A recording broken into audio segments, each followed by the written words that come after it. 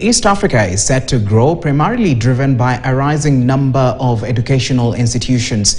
Now, commercial organizations are expanding into the East African stationery market, with Kenafric now looking into the lucrative market to scale production and lower costs on stationery across East Africa. Now, this comes after the Competition Authority of Kenya granted approval for Kenafric Manufacturing Limited to acquire Economic Industries Limited in December last year. The idea of this acquisition and how it helps our customers is two things. One is they're going to get a broader range of products.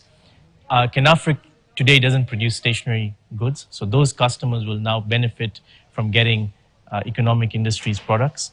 And on the same side, customers that were again in regional markets not having access to Economics products will be able to access that. We also envision that together we'll be able to bring down the costs which are associated with production, and therefore consumers should enjoy a better price in the market. So these stationery products today, which Economic Industries is selling only in Kenya, we're planning to export them into Tanzania, Uganda, Burundi, Congo, Uganda, within our existing Kenafric networks. So take these products into those networks.